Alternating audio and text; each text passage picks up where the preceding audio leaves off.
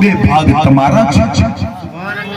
ठीक है, तैयार થઈ ગયા, બંને તૈયાર થઈ ગયા, નથી મારતા તને, અમને અમારો હિસ્સો દઈ દે, અમને અમારો ભાગ દઈ દે।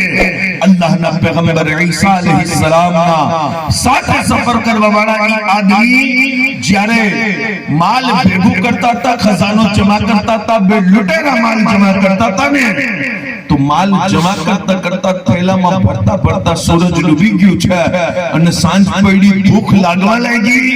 एक आदमी कहवा लागो आपने अमाल उपाડીને ઘરે જાશો, થાકી જાશો, બહેતર છે કે પહેલે ખાવાનું ખાઈ લઈએ। સુબહાનલ્લાહ। સોના ચાંદીના થોડા ટુકડા એક આદમીને આપ્યા અને કીધું આ તમે માલ લઈને જાઓ અને આના બદલે ખાવાનું લઈ આવો। ઈ હોટલ ઉપર ગયો અને ખાવાનું પેક કરાવ્યું ને, એના મનમાં ગંદો એવો વિચાર આવ્યો અને હોટલ ઉપર બેસી અને ખુદ તો ખાવા લાગ્યો, પણ જ્યારે ખુદે ખાઈ લીધું પછી એને બંને બીજા સાથીઓના ખાવામાં ઝહેર મિલાવી દીધું।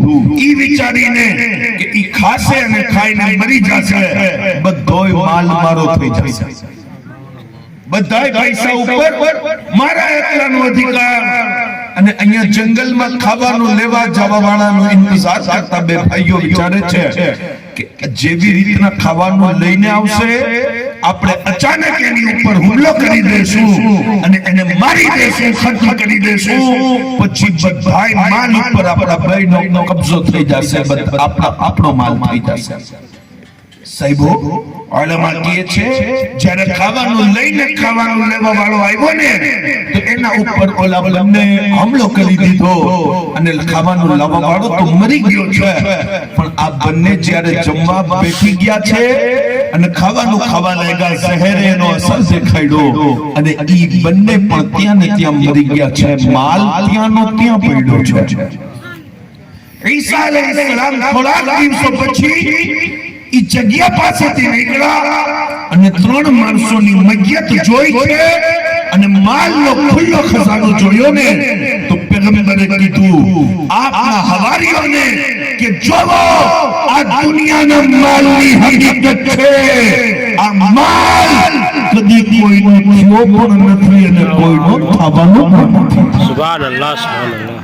આ દુનિયાનો માલ જે કોઈનો થયો નથી, કોઈનો થવાનો નથી। એ બંદાએ મોમિન, તું જમીનની ખેતીવાડીના ચક્કરમાં નમાઝ વાંચીને બેઠો છો અને એમ વિચારે છે કે મારી પાસે 10 વીઘા જમીન છે, હું નમાઝ ના પઢું તો ચાલે, મને રબની બંદગીની શું જરૂરત છે?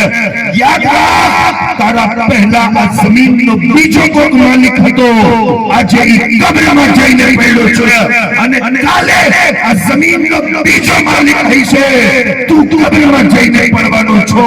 તારી કમાણી ઈ નથી જે ક્ષેત્રે જોરીમાં ભેગી કરીને રાખી છે, તારી કમાણી તો ઈ છે જે રબની બંદગીમાં તે કમાવીને રાખી છે। સુબહાનલ્લાહ, સુબહાનલ્લાહ। દુનિયાની મોહબ્બતમાં ન પડતા આ શિક્ષા મારા નબીએ આખરી સમયમાં ઉમ્મતને આપી છે। પણ ખરાબ લાગે તો માફ કરજો સાહેબો, આજે પૈસાનું અભિમાન એટલું કે ઉલમા સાદાત